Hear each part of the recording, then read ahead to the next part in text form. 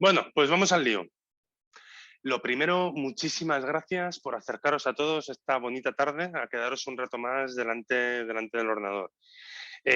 Os hemos convocado, hemos creado este evento para hablaros del trabajo que hemos estado haciendo en el área de innovación de Kairos con CSFOR para la Junta de Castilla y León, el reto de reforestación sostenible. Antes de arrancar con todo el lío, que tenemos mucho que contaros, pues lo primero nos gustaría presentarnos. Yo soy Íñigo, soy Agile Coach dentro de la capacidad Agile de Kairos y he estado todo este año trabajando con Innova, moviendo diferentes retos que ahora os vamos a contar qué son los retos y qué es esto. Y con vosotros hoy os quiero presentar a Rafa, Isabel y Fernando, que son nuestros compañeros expertos en data, que bueno, os paso la palabra. Vale, genial, gracias Íñigo. Bueno, lo primero también gracias a todos por este ratito, que si no son suficientes horas delante del ordenador, pues ya por la tarde, bueno. Mi nombre es Rafa Alvear y estoy a puntito de acabar el grado de Ingeniería de Telecomunicaciones. Desde octubre formo parte de la cátedra de Kairos y la verdad es que ha sido una experiencia, bueno, he crecido un montón tanto a nivel personal como profesional. La capacidad docente que tiene la cátedra es muy grande y junto a mis compañeros que ha sido un placer compartir la cátedra con ellos. Y bueno, a Íñigo, que ya lo sabe, que le hemos dado bastante la brasa, Uy, no. pues he disfrutado un montón. Y nada, le paso la palabra a Isa. Bueno, pues yo un poco en la línea. Lo primero, agradeceros a todos que pues al final nos pasamos, como decís, todo el día delante del ordenador. Yo en mi caso soy estudiante del máster de telecomunicación y bueno, pues este año un poco sin saber cómo, pues acabé en Kairos y acabé en un proyecto que para nada me imaginaba que iba a ser así. Como veis por ahí la palabra reforestación sostenible resaltada en negrita, me parecía un poco loco el hecho de aplicar datos al tema forestal en general, no lo habría pensado jamás en la vida. Y como decía también un poco Rafa, a nivel personal, pues un crecimiento brutal, increíble y muy agradecida por todo lo que he aprendido y por todo lo que he podido aplicar al proyecto. Y le paso la palabra a Fer. Bueno, como a mí me toca el último, la verdad es que voy a decir un poco lo mismo, así, para innovar. En especial, muchas gracias por estar aquí a todos, que ya sé que es por la tarde y un poco como han dicho mis compañeros, yo estoy el día currando, seguro que delante del ordenador con muchas reuniones y bueno, hay que hacer un esfuerzo por estar aquí. Esperemos que sea lo más ameno posible y que aprendáis un poco lo que estamos haciendo. Yo estoy igual que Rafa, acabando el grado de Ingeniería de Telecomunicaciones en la Politécnica de Madrid y bueno, llevo igual desde octubre y creo que la suerte que hemos tenido en encontrar unas prácticas en una empresa en la cual hemos aprendido tanto y nos hemos desarrollado pues en muchos aspectos, muchos más de lo que pensábamos que era ser trabajar y nos han preparado muy bien, yo creo, en un proyecto real y yo creo que hemos tenido mucha suerte y igual que Isa, yo no me esperaba poder aplicar lo que yo sabía de datos en un proyecto así y la verdad es que ha sido muy refrescante y he salido un poco de la monotonía de lo que trabajamos habitualmente y nada, simplemente eso y muchas gracias por estar aquí. Tengo que decir que este año ha sido de los proyectos más motivadores que he estado trabajando. Y bueno, desde que hemos empezado hemos dicho reto. Lo primero de todos, tenemos que contar qué es un reto. No podemos hablar de los retos que trabajamos en Kairos sin hablar del área de del área de innovación. ¿Qué es el área de innovación? Pues propiamente del área de innovación, donde se trabajan I+D y se intentan abrir nuevas oportunidades de mercado, pero en Kairos además tiene un componente extra.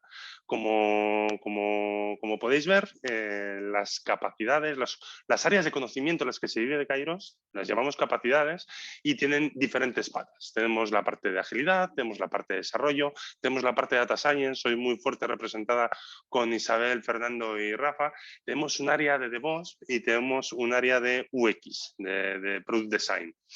En Innova, una de las formas que tenemos para intentar captar nuevas vías de negocio, nuevas tecnologías, nuevos productos que puedan ser de utilidad al mercado, es enfrentarnos a situaciones reales y demandas reales que puedan tener actores de toda índole. Y esto es lo que nosotros llamamos retos. Dentro del área se trabajan con programas e iniciativas regionales, se trabaja con networking internacional, se trabajan con postulados internacionales, se trabajan con licitaciones y contrataciones públicas y se han impulsado incubadoras de iniciativas internas. Y hoy, con lo que estamos hablando, es de la factoría de innovación, lo que llamamos los retos. Opa. Esta es una serie de 3. Estamos este año todavía, todo el curso 2021, nos hemos enfocado en 3 retos importantes y esto es el primero de 3 que os queremos presentar. El cómo se puede hacer una aproximación desde el mundo de los datos, desde el mundo de Data Science, de Big Data, a la reforestación sostenible. Dentro de un mes vamos a tener un segundo meetup en el que vamos a hablar de secuenciación genómica, de secuenciación masiva de ADN y sobre un proyecto muy chulo que trata sobre análisis de genotipos relacionados con el cáncer. Y dentro de 2 meses, a finales de junio, hablaremos de Comunica PP, de una aplicación que busca ayudar en la recuperación de pacientes afectados por afasia postictus. Como veis, son retos reales. Nos enfrentamos a necesidades reales que nos encontramos y que hay veces que pues, no tienen tanta cabida en el mercado tradicional. Pero desde el área de I+D, desde innovación, es donde podemos dar respuesta y nos podemos acercar a cuestiones tan interesantes como estas. Hoy nos centramos con CSFOR. ¿Qué contacto tuvimos con CSFOR? ¿Cómo arranca este reto? Tocamos su puerta y nos ofrecimos y decimos, oye, tenemos capacidad técnica para abordar y además este año estamos muy enfocados en data. Todo lo que tenemos relacionado está muy relacionado con data. ¿Que podríamos tener algo en lo que podamos colaborar? Y bueno, pues CSFOR nos cuenta que ellos están metidos en el European Green Deal, que es el Pacto Verde Europeo, que busca como objetivo tener 3.000 millones de árboles replantados a lo largo de toda Europa. Entonces, claro, ellos dicen, nosotros ya tenemos proyectos en marcha y tenemos datos recopilados de los últimos 30 años sobre todas las plantaciones que se han hecho en la Junta de Castilla y León, el Centro de Servicios Forestales que trabaja para la Junta de Castilla y León. Y claro, nosotros hemos trabajado analítica, nos interesa poder evaluar cómo han sido esas plantaciones, qué nivel de supervivencia tenemos, cuáles son las especies más o mejores supervivientes, en qué localidades hemos conseguido tal. Y además tenemos un hito en el que todavía no hemos entrado, que es cruzar todo lo que tenemos con datos climáticos, con abordar los problemas relacionados con el cambio climático. Y abordar esos temas son tan complejos, tan grandes que el cálculo estadístico tradicional se nos queda corto. Entonces queremos abordar técnicas más potentes, que es lo que nos puede ofrecer Data Science. Y a partir de ahí arrancamos y empezamos a plantear, madre mía, ¿cuál es la intrahistoria de esto? Nosotros no hemos trabajado en ámbito forestal Creo que la única vez que yo he cogido una azada fue con 10, 15 años en granja escuelas. No es mi ámbito de trabajo, no lo conozco. Vamos a necesitar muchísimo feedback y vamos a necesitar un contacto constante con CSFOR y que nos vayan dando cuenta de las aproximaciones, del trabajo que ellos tienen, de la explicación de todos esos datos que tienen recopilados. Trabajamos en el ámbito del I+D, que esto es una gran incertidumbre. Esto es vamos a partir de aquí, tenemos una dirección, pero no tenemos claro ni qué resultados podemos obtener, ni si esos resultados van a ser válidos. Y trabajamos con Data Science, con una gran cantidad de datos que podemos intuir cómo se relacionan, pero las relaciones entre los datos pueden surgir relaciones que ni siquiera habíamos contemplado. Entonces nosotros nos empezamos a plantear y decimos, ¿qué hacemos? Necesitamos mucho feedback. Agile es nuestra respuesta.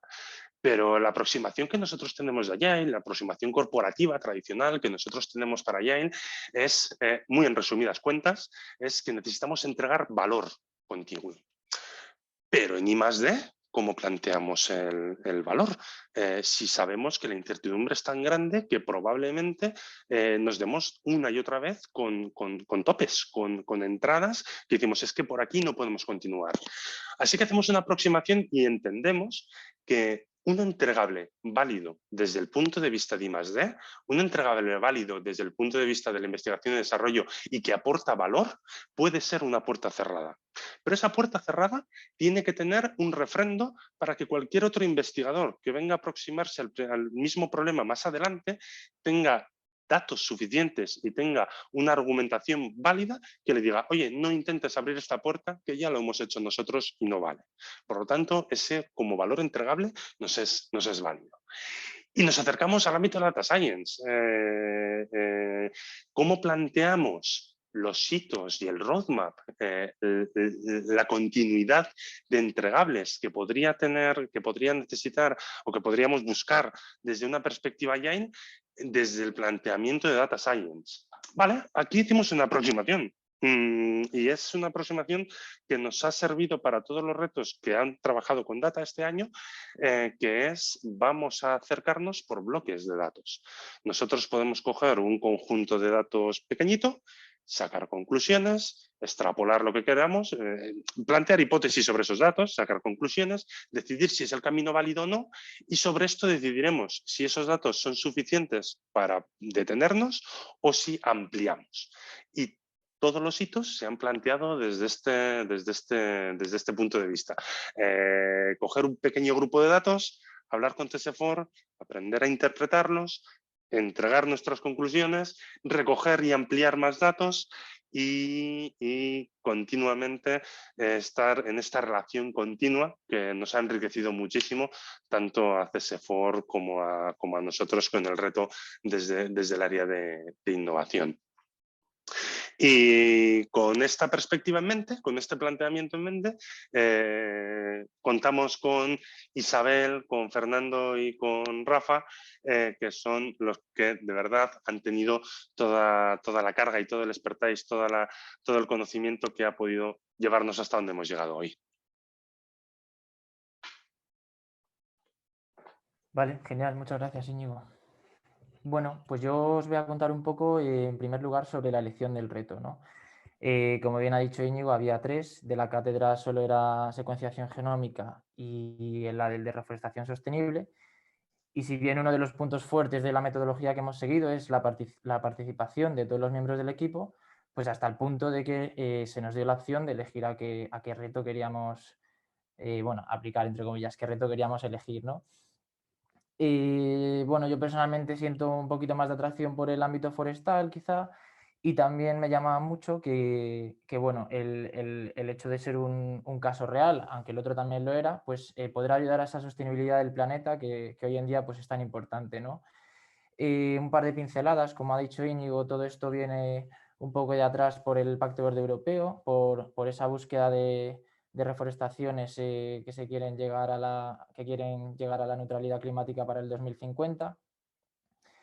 Y un dato sobre España bastante interesante que me ha parecido, que esto sobre todo en los primeros meses, al contextualizar mucho el reto, pues aprendimos que más del 50% de la superficie de nuestro país es forestal, ¿no? Yo es algo que personalmente antes del reto pues desconocía. Y dentro de Europa pues es el segundo con más superficie forestal por detrás únicamente de Suecia, lo cual a mí me parece bastante interesante. Sobre un poco las ideas y los objetivos del reto, ya adentrándonos en él, bueno, pasaba por analizar estas reforestaciones que ha comentado Íñigo, ¿no? Para tratar de sacar conclusiones. En las reforestaciones, pues, como parece evidente, podemos encontrar casos de éxito y casos de fracaso. Todo esto, al final también hay que definir qué es un caso de éxito, qué es un caso de fracaso, ¿no? Pero como vamos a ver ahora a continuación, pues hay que estar en contacto con CSFOR y ir aclarando y validando todos esos criterios. De cara al futuro, pues tenemos por un lado el ayudar en esa toma de decisiones de cara a nuevas reforestaciones, e introduciendo también variables climatológicas que interesaban mucho por la parte de CSFOR, y ya introduciéndonos en las predicciones relacionadas con Machine Learning, pues bueno, metiendo un poco el factor ya predictivo, ¿no? Y bueno, la situación inicial del reto, pues un conjunto de datos, que ahora también voy a enseñaros un poco qué tipo de datos teníamos, ¿no? Entonces, un poco la conclusión es esa mezcla, ¿no?, de datos con sostenibilidad, porque si bien es cierto que la ciencia de datos se puede utilizar con cualquier fin, con otro tipo de objetivos, ¿no?, quizá más comerciales, pues si lo utilizamos encima para fines, podemos denominar sociales, porque al final la sostenibilidad es algo que nos afecta a todos, pues mejor que mejor. Y es por eso un poco por lo que, en mi caso, y creo que también hablo por parte de mi equipo, elegimos este reto. Porfa, Íñigo, si puedes pasar. Muchas gracias. Bueno, voy a hablar ahora un poco del proceso de la ciencia de datos, un poco de forma general, ¿vale? Cualquier proceso, un poco los pasos comunes que hay en cualquier proceso. Bueno, como veis ahí, tampoco os voy a leer un poco todos los pasos, pero bueno, desde la obtención de los datos hasta el despliegue de los modelos predictivos, ¿no? También he puesto arriba un poco cómo se denomina, ¿no?, universalmente, data cleaning, data analysis o data modeling. Y también me gustaría hacer un poco de hincapié en esa figura que somos las personas en este proceso, pues desde ingeniero de datos, pasando por analista de datos, hasta ingeniero de Machine Learning, ¿no? Que a veces, pues es verdad que esas líneas son muy difusas, son muy estrechas y todavía esos conceptos en la actualidad, como la ciencia de datos se está irrumpiendo de manera muy fuerte en los últimos años, pues todavía se confunden a lo mejor un poco y en total, pues vemos ahí abajo que es un poco el científico de datos puede cubrir cualquiera de los pasos. Pero la realidad, bueno, supongo que casi todos os habréis creído esta diapositiva, que no es mentira ni mucho menos, pero la realidad es otra, Íñigo, por favor. Y la realidad es que es un proceso cíclico, ¿no? Como al final, el que diga que en un proceso de aprendizaje en la vida no ha vuelto para atrás sobre sus propios pasos a corregir sus errores, pues yo creo que miente, ¿no? Entonces, en la ciencia de datos, el primer paso que ponemos es entender la perspectiva de trabajo. En los casos que sea pues modelo de negocio, pues entender para qué se quiere utilizar esa ciencia de datos, y como vemos ahí ya empiezan a aparecer las flechas bidireccionales, ¿no? Al final tú vas a entender la naturaleza del dato, es decir, qué significa cada variable, qué importancia tienen unas variables sobre las otras, pero si recibes nuevos datos, pues vas a tener que volver a lo mejor a entender la perspectiva de trabajo y no vas a tener miedo de ello. Si tienes que volver hacia atrás, pues vuelves hacia atrás, que es parte del proceso. Por contextualizar un poquito en nuestro caso, la recepción de los datos, pues encontramos dos grandes CSVs, uno que tenía información más sobre el terreno, con algunas variables como pueden ser altitud, orientación, etcétera, pues lo que son relativas al terreno propiamente dicho. Y otro CSV que se ha denominado datos monoespecíficos, que es la información más relativa a las reforestaciones como tal, ¿no? Pues donde tienen lugar esas reforestaciones, con qué densidad se ha reforestado, qué especies se ha reforestado, cómo, con el método, por ejemplo, ¿no? Y esto nos lleva también a entender un poco la naturaleza de esas variables, de esos datos que tenemos, ¿no? Brevemente, por ejemplo, un proceso de reforestación, ¿no? Antes en la presentación de cada uno poníamos de broma que que ahora somos expertos en árboles, que ahora ya sabemos lo que es un árbol, ¿no? Pues un proceso de reforestación, las variables más importantes que tiene a priori son la fecha de la reforestación y la fecha de la visita, y tú tienes, por tanto, una densidad inicial de reforestación y la densidad que observas en la visita, ¿no? Entonces, a partir de esas variables, pues hemos empezado a jugar un poco decidiendo cuáles son las reforestaciones que han sobrevivido y cuáles son las que han podido fracasar, ¿no? Por ejemplo, rodal y estadillo, pues son dos unidades de superficie. El rodal es la mínima unidad donde se lleva a cabo una reforestación y al final, como comprenderéis, pues es imposible observar todo el terreno forestal de Castilla y León. Entonces encontramos los denominados estadillos, que son puntos concretos que obtenemos sus coordenadas en el segundo de los datasets, en los cuales se ha realizado esa observación, ¿no? Entonces, los datos que obtienes de esa visita, pues lo que hace ya es generalizarlos a todo el rodal y a partir de ahí pues sacas conclusiones. Porque como digo, pues es imposible hacerse una barrida de todo Castilla y León e ir árbol por árbol viendo si ha sobrevivido o no. Íñigo, por favor. Muchas gracias. Y respecto a la segunda parte del proceso, pero como digo, segunda o primera, como lo queráis ver, pues viene la parte de la preparación de los datos, ¿no? que tiene que ver un poco más con esa limpieza o ese data cleaning. El objetivo de esto es, como digo, preparar los datos para los modelos de Machine Learning, ¿no? Recordamos que tenemos un año de reforestación, un año de visita y 2 densidades, ¿no? Una de cada año. Bueno, pues a partir de ahí nosotros hemos determinado la supervivencia, ¿vale? Comparando ambas densidades. Por ejemplo, dos criterios bastante llamativos que hemos utilizado para filtrar un poco nuestros datos.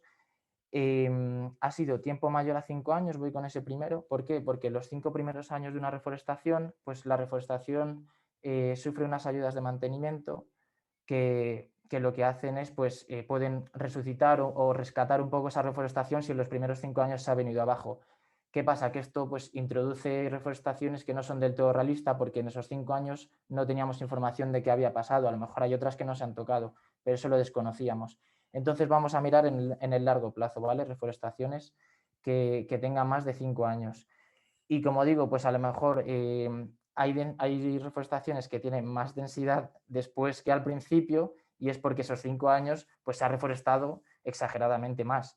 E incluso hay reforestaciones que se han plantado a fases, entonces en la primera fecha había una densidad muy, muy baja, pero es porque se han plantado a lo largo de esos 5 primeros años más pies por hectárea, ¿no? Que es como se denomina a los árboles en el mundo de las reforestaciones. Todo ello, pues evidentemente no nos lo hemos inventado ni muchísimo menos, no hubiera sido posible sin un contacto constante con CSFOR, desde reuniones, buscar también nosotros información para poder validar un poco todas estas ideas que os he comentado, para decidir lo de los 5 años, para decidir el criterio de la supervivencia, porque al final pues también es importante, ¿no? Que no solo sobrevivan, sino el estado en el que sobrevivan los árboles. Pero bueno, esa fue la primera aproximación de supervivencia que hicimos. Y por destacar, la línea más gruesa de todo el dibujo, de todo el esquema, pues es la que va desde la evaluación al primer paso de todos, ¿no? Que es entender la perspectiva de trabajo. Digamos que la evaluación es esa especie de validación con el cliente que te hace ver si lo que has trabajado va en la línea que ellos quieren que vaya. Si no, es que a lo mejor no se ha entendido bien la perspectiva de trabajo, pero insisto nuevamente en que no hay que tener miedo de volver a entender y a repetir la perspectiva de trabajo porque al final forma parte del proceso de la ciencia de datos. Y creo que mi parte ya está. A ver. Sí, vale, pues ahora os paso con Isa, que os va a contar un poco cómo os hemos introducido esas variables climatológicas que tanto interesaban en nuestro estudio. Así que nada, todo tuyo, Isa. Voy a meter el pie porque aquí merece la pena una mención a CSFOR. Ellos sin conocer el modelo de trabajo de Agile, conseguimos picarles para tener un contacto continuo con ellos. Primero en ciclos de 2 semanas y después en ciclos de 3 semanas y nos han sido de una utilidad guiándonos en la dirección para obtener datos, tanto como para poder interpretar. interpretarlos, sobre todo para poder interpretarlos, porque el conocimiento lo tenían ellos. Ha sido fundamental el mantener esa colaboración. Y le paso... Isa, todo tuyo, perdón, que no quería interrumpir. No, me ha venido muy bien, Íñigo, porque justo voy a empezar por ahí, que un poco pues el objetivo de CS4, ¿no? desde el primer momento, o lo que ellos tenían muy claro es que querían incorporar estos datos climáticos y los querían unir con sus reforestaciones, pero hasta ahora ellos mismos en sus propios estudios pues no habían todavía o sabido cómo o tenido oportunidad de hacerlo. Entonces, su primer acercamiento, ya desde octubre cuando empezamos a trabajar en esto, fue plantearnos el hecho de estudiar qué había pasado en el pasado con estos datos climatológicos y cómo habían influido, qué estaba pasando ahora y si podíamos incluso meternos un poco más allá y ver cómo podía tener influencia este posible cambio climático sobre sus plantaciones. Al final, un poco lo que ellos pretendían es que nosotros llegáramos un poquito más allá y sacáramos esas conclusiones de supervivencia que a lo mejor ellos, como expertos evidentemente en árboles, han estado viendo, pero no han sabido encontrar la explicación durante todos estos años porque no se han puesto realmente a analizar esos datos desde un punto más técnico, desde un punto mucho más matemático. Entonces, un poco nuestra misión con este tema fue empezar realmente a analizar esos datos. Y precisamente CS4 estaba tan metido con nosotros que nos proporcionó un montón de fuentes de datos desde el primer momento, tanto de reforestaciones, por supuesto, de Castilla y León, como las propias bases de datos climatológicas. Pues para que os hagáis una idea, no es difícil acceder a ellas, pero mucho mejor si un experto te guía de la mano y te dice es mejor que busques aquí porque los datos que vas a tener pues, van a ser mucho mejores para que puedas sacar un estudio adelante. Pues algún ejemplo de estas bases de datos pues son AEMET, WorldClimate, las propias que tienen internas CS4 y Forriego, que son bases de datos específicas de Castilla y León, o Santander Meteorology Group, que tiene un estudio climatológico a nivel español pues brutal.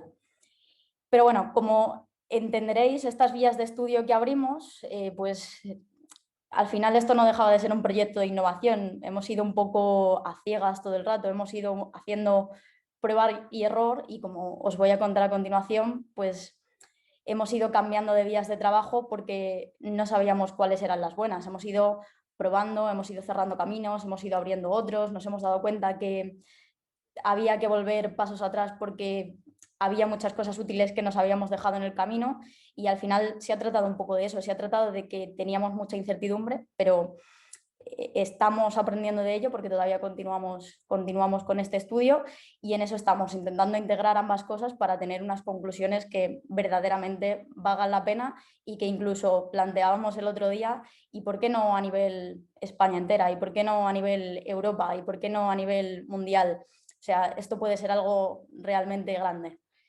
Dale, Íñigo, porfa. Vale, antes de meterme en materia, os quiero enseñar las dos ideas, bueno, la idea de la que partimos, ¿vale? Y la idea en la que estamos trabajando a día de hoy. La idea en la que partimos es que vosotros en el lado de la izquierda podéis ver las visitas que se han hecho desde 1993 hasta 2015 en toda Castilla y León. Y en el lado derecho podéis ver que nosotros partíamos de 52 estaciones para estudiar la climatología, que evidentemente si comparamos el número de puntos de una cosa con la otra, íbamos mal, sobre todo por precisión. Pero esta fue nuestra primera herramienta y esto era lo que teníamos. Y de aquí nace la necesidad y la solución que encontramos a continuación. Dale, Íñigo, por favor. Y fue que gracias a la búsqueda que hicimos y encontramos en la base de datos de Santander Meteorology Group, encontramos una malla de puntos que al final no es otra cosa que ellos han interpolado las 52 estaciones de Castilla y León, sus datos meteorológicos, y pues han hecho 1.236 puntos distribuidos a lo largo de toda Castilla y León que nos daban muchísima más precisión, ¿vale? Así ahora ya cuando me meta en materia y os empiece a hablar de los diferentes estudios, pues podréis saber a lo que me refiero. Dale, Íñigo, por favor. Vale, pues voy a ir con la primera vía de trabajo que abrimos. La primera vía de trabajo que abrimos, cuando ya llevábamos aproximadamente un par de meses o 3, se nos puso encima de la mesa el hecho de, bueno, ¿y por qué no empezáis a meter las bases de datos climatológicas con las reforestaciones? Y es aquí cuando CSFOR nos proporciona una ficha técnica de cada especie, que a mí me hace gracia hacer el símil de que esto era como la ficha técnica de un coche. Ahí nos dieron absolutamente todas las especificaciones, pues en este caso, en lugar de decirnos qué gasolina había que echarle, nos dijeron pues cuál era la temperatura máxima que aguantaba, cuál era la temperatura mínima que aguantaba, cuáles eran las precipitaciones entre las que podía variar para que la planta sobreviviera correctamente, y a partir de ahí y de una base de datos climatológica que extrajimos de Inforriego, que como os comentaba es una base de datos que recoge los datos de Castilla y León, y con los datos diarios entre 2001 y 2015 hicimos nuestro primer estudio sin saber lo que iba a salir un poco de ahí, ¿no? Y ahí entra el primer método que usamos, que fue el método de triangulación entre estaciones y visitas. Y si puedes, porfa, Íñigo, volver a la transparencia 12. Otra más. Ahí. Vale, pues el método de triangulación era muy sencillo. Al final lo que hacíamos era, pues por cada punto, os lo he puesto en colores en el lado de la izquierda, pues para el punto naranja cogíamos las 3 estaciones más cercanas. Para el punto gris, pues las 3 más cercanas. Para el punto azul, las 3 más cercanas. Pero como podéis ver ahí, la distribución de puntos era muy dispar y como veis los puntos naranjas están muy cerquita los unos de los otros, por lo que seguramente tengan datos climatológicos muy parecidos, mientras que si veis el azul o el gris hay 2 puntos muy juntos y uno muy separado, o 3 puntos cada uno en un sitio totalmente distinto. Entonces esto hacía que este primer estudio tuviese bastante imprecisión y que no fuese realmente válido para estudiar lo que estaba pasando como tal. Así que aquí decidimos en este momento desechar esta idea y pasamos a la siguiente. Ahí estamos. Vale, pues la siguiente idea, CSFOR, en continua comunicación con nosotros, nos dijo: bueno, chicos, no os preocupéis, os damos una base de datos con la climatología histórica desde 1993 hasta prácticamente ahora, hasta 2015. Entonces aquí nosotros lo que hicimos un poco fue empezar a estudiar un pequeño análisis de supervivencia, fijándonos tanto en los límites de las fichas técnicas como en esa base de datos histórica que nos habían dado, y un poco fuimos diciendo, bueno, pues si superan los umbrales, sobreviven, y si no superan los umbrales, pues no sobreviven. Eso es que aquí, en este año, pues hubo un año climatológicamente, vamos a llamarlo, malo. Y a partir de ahí sacamos una herramienta que nosotros desarrollamos como posible buena idea de futuro para transformarlo en una aplicación, e hicimos un recomendador de especies, que esto al final lo que era es que nosotros le pasábamos un expediente y un rodal, pues ubicado en unas determinadas coordenadas de Castilla y León, y nuestro script nos devolvía las 10, 20, 30, en función de lo que le pidieras, especies que mejor sobrevivían en esa zona. Esto en este momento fue una idea brutal, aunque se quedó un poco en el olvido porque, como veréis, la base de datos climatológica era histórica y nos estaba sesgando a lo mejor un poco el potencial del recomendador. Y luego, a la par que abrimos esta vía, abrimos otra vía. Y aquí fue cuando uno de nuestros compañeros encontró la malla de Santander Meteorology Group, y él empezó a hacer un estudio de supervivencia continuo. Pero claro, el estudio de supervivencia continuo se basó también en estos límites. Entonces lo que hacíamos un poco era eso, pues hacemos medias mensuales y si supera los límites, pues muy bien, sobrevive, y si no, pues no sobrevive. En este momento no terminamos de ver exactamente para qué nos podía servir este análisis continuo y lo descartamos. Se consideró que podía tener valor, pero al final se consideró que en ese momento no era la vía a seguir, y entonces abrimos una tercera vía de trabajo. Dale, Íñigo, por favor. Vale, pues la tercera vía de trabajo fue seguir con nuestro análisis de supervivencia en esos datos climáticos históricos, pero en lugar de hacerlo viendo si superaba o no superaba esos límites, nosotros quisimos poner a prueba cuáles eran esos límites de las fichas técnicas y decidimos, pues a partir de estadísticas y unas cuantas condiciones if, ir comprobando si de verdad esos límites que estaban en las fichas especificados se cumplían. Y de hecho así fue. Los refutamos, vimos que eran valores realmente parecidos, había incluso especies que no tenían unos límites como tal recogidos en las fechas y se los pudimos poner nosotros, y al final sacamos como conclusión que las especies que el recomendador nos daba sí que eran verdaderamente las que mejor sobrevivían ante esos datos climatológicos que podían ser buenos o malos según esas determinadas épocas del año. Y una vez que hicimos esto, nos quedamos un poco cortos porque no sabíamos por dónde seguir. Y en comunicación con CSFOR se nos propuso el hecho de buscar datos diarios y mensuales que nos pudiesen de verdad dar una visión de qué era un año bueno y qué era un año malo. Es decir, hasta este momento, como os decía antes, habíamos un poco sesgado la información que nos daba la base de datos histórica, porque la base de datos histórica, si tú tienes un pico en un año malo, se va a acabar compensando. Así que quisimos ir un poquito más al detalle a estudiar qué meses habían sido malos o qué días habían sido malos y determinar exactamente por qué un árbol había podido no sobrevivir. Y fue aquí cuando decidimos hacer, pues en este caso fue un script que lo que hacía era beber de la aplicación que AEMET tiene a disposición del público, y lo que hicimos fue pues descargar todos los datos diarios mensuales y calculamos variables que desde CSFOR se nos hizo saber que eran de importancia. En este caso, pues principalmente precipitación en verano, porque es cuando el árbol sufre más estrés hídrico. Pues fue en este punto cuando también se nos propuso encontrar años buenos y años malos, y el criterio que usamos para esto fue todo lo que esté por debajo de una media de precipitaciones anuales y todo lo que esté por debajo de unas determinadas precipitaciones en verano significará que ha sido un año climatológicamente malo, y por tanto tendremos que ver lo que pasa en esos años y qué especies sobreviven y qué especies se mueren. Y justo eso fue lo que hicimos. Y ahí nos dimos cuenta de que la supervivencia no estaba necesariamente condicionada a lo que había pasado en ese año.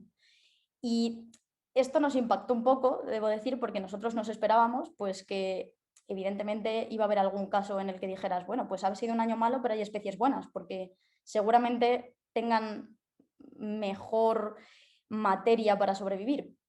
Pero era muy dispar y era muy aleatorio, y nos dimos cuenta pues que realmente no tenía una influencia. Además de esto, cuando se lo presentamos a CSFOR, sí que pues también les sorprendió este hecho, pero se nos propuso que, como lo estábamos haciendo nuevamente con esas estaciones aisladas, que lo pudiéramos hacer sobre esa malla de puntos que ellos ya sabían que teníamos, para poder dar una visión mucho más global y mejor. Entonces, a partir de ahí se abre la última vía de trabajo, que me venía bien que te hubieses quedado en la otra, Íñigo. Justo. A partir de aquí se abre la última vía de trabajo, que es la que estamos teniendo también actualmente, y os voy a contar lo que hicimos.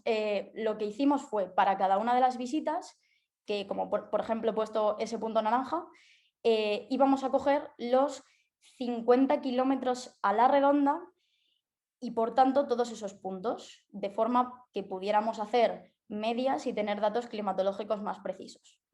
Pero para hacer esto nos dimos cuenta de que no podíamos medir las distancias en un eje XY. Y entonces, ahora sí, Íñigo, puedes volver a la buena. Ahí.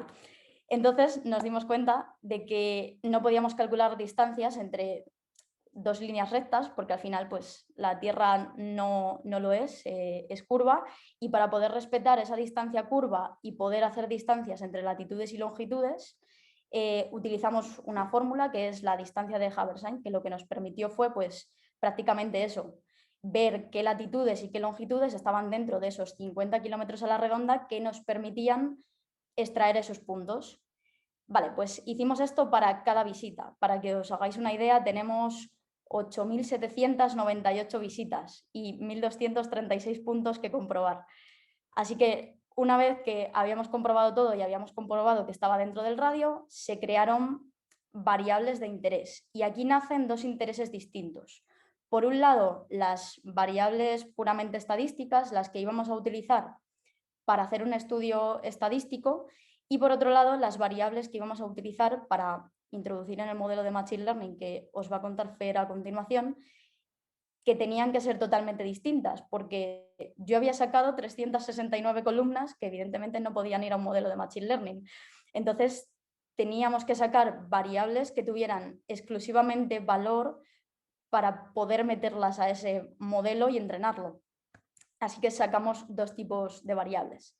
Además, en este punto nos terminamos de dar cuenta que la distribución de lluvias tenía un peso increíble y lo que hicimos aquí fue dividir la distribución de lluvias por estaciones, primavera, verano, otoño, invierno, y a partir de aquí fijar un umbral para cada estación que nos permita determinar si de verdad hay sequía, por qué la hay y cómo la vamos a tratar. Como resultados de este trabajo que venimos haciendo, pues tenemos un dataset con reforestaciones y datos climatológicos integrados desde 1993 hasta 2015 y, por otro lado, un dataset listo para hacer un estudio predictivo, que ya digo que esa es la parte que os contará Fer a continuación, en la que tenemos variables climatológicas, pero más chiquititas y centrándonos pues, en datos que nos pueden interesar más y que sí que le pueden dar valor al modelo. Pasa, Íñigo, por favor. Pues por resumir un poco y por acabar, nos encontramos ahora mismo en un punto en el que estamos abriendo pues, diversas líneas de trabajo. Ahora mismo estamos volviendo a hacer ese estudio estadístico de años climatológicamente buenos y años climatológicamente malos aplicados a esa malla de puntos. Estamos peleándonos buscando pues, el número de días seguidos que pasa sin llover, el número de días seguidos que superamos, por ejemplo, los 35 grados, el número de días seguidos que hay heladas, y queremos ver cómo todo eso influye, pues, por ejemplo, en el año siguiente o en los 2 años siguientes o en los 5 años siguientes, para ver si eso está teniendo una repercusión real en esa supervivencia de esas especies. Como veis, lo que os decía al principio cuando os he empezado a contar un poco el tema de datos climatológicos, hemos ido adelantando y dando pasitos atrás para ir recuperando e introduciendo nuevos cambios para poder seguir haciendo el estudio. Y ahora lo que nos queda pues, es ese modelo predictivo del que esperamos sacar grandes cosas. Me ha encantado porque además tanto tú como Rafa habéis hecho mucho hincapié en ello y siempre recoge de la perspectiva que planteamos al principio, que es la potencia de ese modelo que toma como entregable válido el error y el aprendizaje que viene de él. Pero no un error de me he equivocado, sino un error de me he equivocado por esto y la razón es esta y tengo una conclusión clara. Y la incorporación de datos progresiva, con todo lo que ha contado Rafa, hasta que llegamos a tener, Rafa e Isabel, hasta que llegamos a tener ese dataset completo que nos trae a Machine Learning. Bueno, muchas gracias Isa, muchas gracias Íñigo. A ver, el Machine Learning digamos que es un poco como el colofón de todo el trabajo que hemos ido haciendo hasta ahora. Y la idea era llegar a concluir todo el trabajo previo, toda la limpieza, toda la parte climatológica, un poco lo que han ido contando mis compañeros, en un modelo de Machine Learning que al final haga toda esta predicción. Pero ¿por qué tenemos la necesidad de hacer un modelo de Machine Learning cuando realmente ya habíamos hecho otros tipos, digamos, de predicciones? Como habíamos dicho antes, habíamos hecho algún recomendador que ya hacía eso. Ya le decías, estamos en un rodal específico, en una ubicación exacta en Castilla y León, por ejemplo, en Ávila, en un bosquecito, ¿qué planto? Y ya le decíamos, pues planta este tipo de árbol. Pues no es lo mismo porque eso básicamente lo único que hacía, como ha comentado antes Rafa, al final era, bueno, estadística pura y dura, que al final era simplemente, digamos, muchos ifs, muchas comprobaciones, y en función de quién, digamos, cumplía más condiciones, acertaba. Y al final el modelo de Machine Learning puede llegar a ser mucho más preciso y recoger casos mucho más complejos y recoger muchísimas más variables que las que metíamos en ese recomendador. A mí, para definir un poco lo que sería el Machine Learning, mucha gente dice que al final el Machine Learning es, bueno, es un poco de matemáticas y un poco de estadística. Y yo encontré una frase que me gusta mucho en Medium, que es una plataforma donde se suben un montón de blogs de todo tipo, no solamente de temas de matemáticas o Machine Learning, que es que dice que si el Machine Learning solamente fuera estadística glorificada, entonces sería lo mismo para la arquitectura, que sería pues construcción de castillos de arena glorificados, como diciendo que no, que el Machine Learning es mucho más y tiene mucho más fondo. digamos, hecho muy sencillito para explicarlo así muy sencillo, el Machine Learning sería una herramienta que nosotros tenemos para que los ordenadores hagan tareas muy sencillitas sin que nosotros tengamos que explicarles, como un niño pequeño, cómo ir haciendo las tareas. Y esto tiene sus ventajas. Tú lo único que tienes que hacer es, el ordenador, es darle muchos ejemplos de cómo está lo que tú quieres que prediga bien hecho, y el ordenador solo va diciendo pues cuáles son las maneras que él cree, y lo hace muchas veces, hasta encontrar, según el ordenador, la manera más precisa.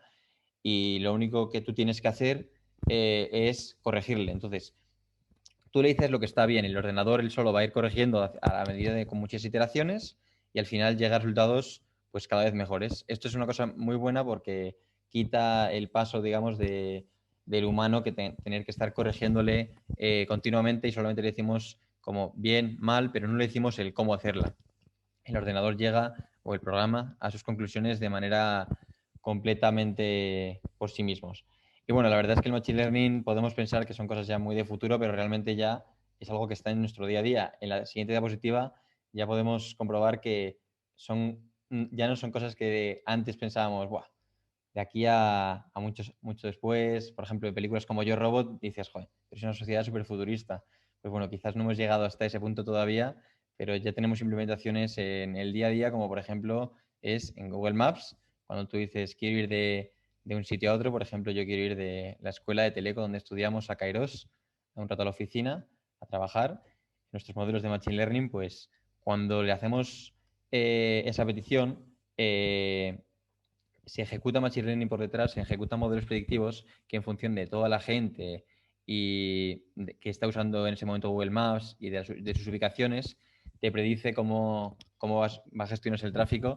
Hemos visto que, bueno, esto se usa bastante común y bastante menudo, y bueno, no siempre es súper preciso, pero en general muchas veces la precisión al minuto suele ser hasta exacta. Incluso en viajes muy largos de carretera suele ser casi perfecta. Pero no solamente en Google Maps, igual en Instagram, en Amazon, con los algoritmos de recomendación hoy en día es de lo más avanzado, y la verdad es que es increíble. Seguramente cuando entras en Amazon, la cesta que te propone en la imagen principal, si eres un consumidor habitual, dices, joder, es que todo lo que veo me gusta. O sea, es que todo está perfectamente pensado para que el cliente encuentre cosas que le gustan, y eso es con Machine Learning por debajo, que son algoritmos de recomendación. Y por último, en un ejemplo que no tiene ya ni por qué ser ni transporte ni ocio, es en el correo de la empresa, por ejemplo, o en tu correo personal, la clasificación de spam con procesamiento de lenguaje natural, que al final también es Machine Learning, también está muy avanzado. Y bueno, aunque como seguramente sabéis, no siempre es completamente preciso, ya que alguna vez dices, oye, no me llega el correo, pues oye, viene la carpeta spam, pues a lo mejor está ahí, pero en general estos son ejemplos de Machine Learning que te puedes encontrar y utilizar y ver en tu día a día. En la siguiente diapositiva, bueno, esta de aquí, gracias Íñigo, he explicado un poquito el proceso que hemos llevado a cabo. Aquí parece que es muy lineal, bueno, lineal, circular, y que es muy sencillito, pero realmente, como ha comentado Rafa, estos procesos nunca son tan bonitos y siempre vas de uno al otro. A lo mejor del primer proceso pasas al segundo, o al tercero si ya te lo saltas y ya has hecho una iteración anterior. Al final es siempre volver. Esta es la idea principal de si todo va bien en la primera, pero bueno, como nunca pasa eso. En primer lugar, lo que hacíamos es recoger los datos, intentar montarlos en un mismo dataset bastante grande, y estos datos son datos de todo tipo. Como ha comentado Isa, aquí ya están incluidas variables climatológicas que nos costaron bastante sacar, pero porque, claro, no podíamos meter 400 columnas en el modelo, añadían demasiado ruido. Entonces se tuvieron que crear específicamente para cada plantación, de las cuales tenemos información. Para todos esos rodales, crear unas variables climatológicas específicas. También tienen todas las variables climatológicas del tipo de suelo, de cómo ha ido evolucionando la especie y las plantaciones que ya había ido. Y en general es un dataset muy completo que hemos tardado en llegar hasta él pues bastante tiempo. Y otra cosa que se hace es, bueno, otra limpieza ya más, después de todas las limpiezas que habíamos hecho en la parte climatológica y en la parte inicial, como ha ido comentando Rafa. Aquí se hace otra. Siempre es un proceso que, bueno, parece bastante aburrido, y es verdad, pero algo que se dice es que cuando eres data scientist y tal, siempre estás esperando hacer las partes del final, que son las más entretenidas, pero luego el 50% del tiempo te los tiras limpiando y repitiendo procesos así similares que, bueno, parece que son bastante aburridos, pero al final les acabas cogiendo también el gustillo. Y en dejar un dataset limpio, perfecto y preparado para trabajar, al final es una gozada, aunque se tarda mucho en llegar a él. Y una vez se tiene, lo que se tiene que intentar es clasificar el tipo de problema. Vemos si es un problema de clasificación o de regresión. Los datos que teníamos a la hora de Machine Learning eran bastante, la verdad es que era un problema que lo veías y decías, vale, tiene bastante sentido y se puede aplicar Machine Learning en este caso. Y un problema que teníamos es que no estábamos del todo seguros si iban a ser un problema de regresión, es decir, de encontrar... creo, Íñigo, que le has dado y te ha salido, vale. Que no sabemos si era encontrar ese porcentaje de supervivencia en la transparencia anterior, por favor. No sabíamos si íbamos a necesitar encontrar ese porcentaje de supervivencia o simplemente si sobrevivía o no. Y tras hablar con CSFOR, la verdad es que nos dijo que los dos puntos de vista le venían bastante bien. Entonces, primero hicimos un estudio que lo único que nos decía era sobrevive sí o no, poniendo un umbral de supervivencia del 70%, y luego otro en el que intentábamos también que el algoritmo adivinara qué porcentaje, en nuestro modelo adivinara qué porcentaje de supervivencia iba a tener esa plantación. Y mediante Grid Search y Random Search, que son dos, digamos, métodos para encontrar un algoritmo correcto de hiperparametrización en el cual tú le pasas un montón de tipos de modelos y algoritmos de Machine Learning, de Machine Learning, y te dice cuál es, digamos, el conjunto de este modelo exacto con estas características, estos parámetros, y luego con él, y te dice, pues este es el mejor, con este obtenemos las mejores predicciones, y una vez lo tenemos, pues obtenemos esas predicciones y nos creamos un modelo que use ese algoritmo. En la siguiente diapositiva, como ejemplo, he puesto un modelo que al final hemos usado mucho, que, bueno, no sabemos por qué, pero bueno, siempre nos está saliendo como de los modelos a seguir, que es el Random Forest. El Random Forest es un algoritmo que, bueno, no es muy complicado de explicar, pero básicamente lo que hace es que está formado por un montón de diferentes árboles de decisión, que son muy sencillitos. Tenemos una a la izquierda y en función de, bueno, hay varias maneras de cómo funcionaría este modelo de Machine Learning, pero empleando este algoritmo, tiene muchos árboles de decisión. Entonces, en función de todos de ellos, o si uno en particular tiene mucha certeza, obtenemos resultados, la verdad es que son muy buenos, sobre todo en clasificación. En regresión, que sería adivinar el porcentaje exacto de supervivencia, no son tan brillantes, pero en clasificación hemos obtenido resultados bastante buenos, en torno al 82% de precisión, creo. Y la verdad es que estamos bastante contentos y desde ese foro también nos han dicho que están bastante satisfechos con el resultado. Y bueno, ya para terminar, digamos que esta aplicación de Machine Learning en nuestro caso, al final no ha sido muy extendida a lo largo de todo el tiempo que hemos estado trabajando, ha llegado bastante al final porque para llegar a ello hemos tenido que pasar por todas las penurias que os han comentado mis compañeros, pero hoy en día ya se ha demostrado que en temas de reforestación el Machine Learning y ya incluso en temas de Big Data es súper útil y hay varios ejemplos de ello. Por ejemplo, hay un caso de Machine Learning que es muy interesante que resolvió además un problema, digamos, geopolítico, que era que en Corea no estaba seguro de cómo se distribuían todas las especies de árboles y, por ejemplo, no se puede acceder, no se podía mandar a Corea del Norte pues a gente para ver cómo es la distribución de árboles por razones obvias, pero sin embargo con imágenes satelitales sí que se podía ver y se hizo un algoritmo que gracias a esas imágenes satelitales realizaba esa clasificación y bueno, no se ve del todo bien en la imagen, pero los diferentes colores son especies diferentes de árboles y se llegaron a precisiones gigantescas, eran casi completamente precisas, y esto es solo una de las demostraciones de los usos que tiene el Machine Learning en casos como la reforestación y en todo tipo de casos que no lo pensaríamos habitualmente. También se usa en el control de incendios con drones y tiene aplicaciones también con drones en la agricultura, porque igual con el uso del reconocimiento de imágenes y con algoritmos de Machine Learning que tratan esas imágenes y realizan predicciones, se puede, por ejemplo, un latifundio muy, muy grande de un terrateniente, pues le merece la pena comprar un dron de, bueno, bastante grandes dimensiones, pero al final que el uso es muy sencillo con un operario y realizar controles periódicos de cómo van esas labores de reforestación o de controlar espacios agrícolas. Y en general pensamos que el Machine Learning es the way to go, y es una cosa que merece la pena invertir en ello, y seguramente se podrían llevar proyectos como el que estamos llevando a cabo nosotros, en vez de en Castilla y León, a España y seguramente a Europa, y lanzarlo en temas de Big Data también. Bueno, esto ha sido todo. Si tenéis cualquier pregunta, estamos aquí para responderlos. Hemos visto que ya hay alguna pregunta y ahora vamos a lanzarnos a responderlas. Es increíble, y tengo que contar mi perspectiva, porque yo trabajé con un proyecto basado en Machine Learning hace bastantes años, hace 6 o 7 años, bastante más rudimentario que las cuestiones que hemos planteado aquí, y es increíble el gran ámbito de aplicación que tiene en el momento en el que en una sociedad como la de hoy, que guardamos datos de cualquier cosa y datos masivos de cualquier cosa, la cantidad de posibles implementaciones. A mí este ejemplo de una aplicación práctica a gran escala de este reto, del reto forestal, me encantó, me gustó mucho. Tenemos una pregunta que nos ha dejado Pedro al principio de mitad, Pedro Amador, que nos pregunta sobre la aplicación, componentes, librerías, algoritmos, etcétera. ¿Hay algo que esté disponible públicamente? ¿Tipo de repositorios en GitHub o similar?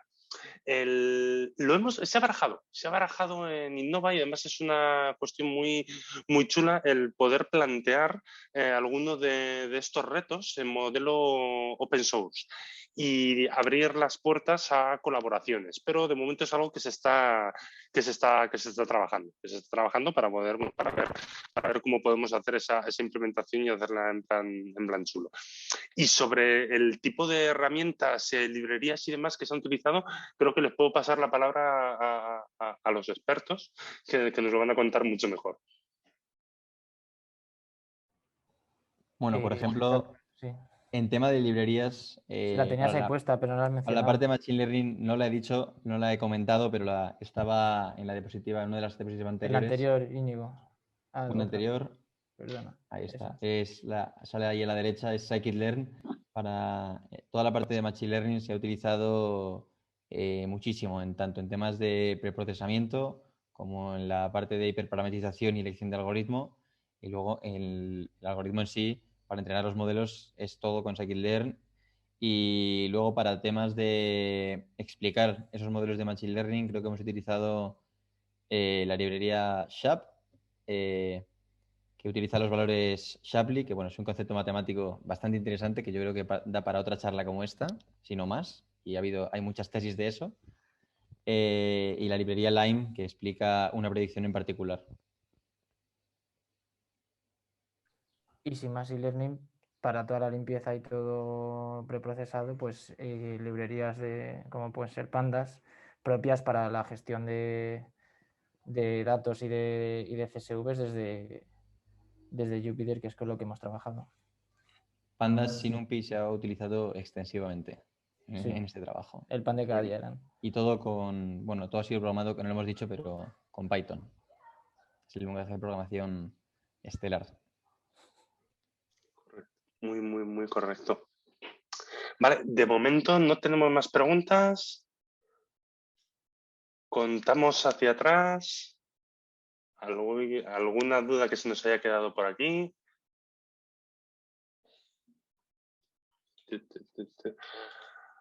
Pues, ¿qué os podemos contar? ¿Qué os podemos contar? Madre mía, se me ha puesto la cara naranja. Tengo la pantalla aquí, se me ha puesto la cara naranja. Muchísimas gracias a todos por habernos dedicado este hueco. No os olvidéis que este es el primero de 3, que tenemos bastante más que contar, que ha habido mucho trabajo y muy interesante y muy bueno este año en el área de innovación de Kairos. Íñigo, ¿puedo decirte una cosa? Por favor. Pablo, el que habla por el chat, ¿es Pablo, nuestro Pablo? Era nuestro Pablo, por eso le he nombrado antes. Claro, cuando Isa, no sé si haciendo memoria, ha dicho que un compañero, no ha dicho ni Fer ni Rafa porque éramos un equipo de 4 al principio, y también por mencionarle que buena parte de este trabajo, bueno, ya no sé ni cuándo nos dejó, como en enero, febrero, ¿no? Por temas de universidad. pero que vamos, que buena parte del trabajo también era suya, entonces pues por hacerle mención, que yo creo que se lo tiene más merecido que nadie.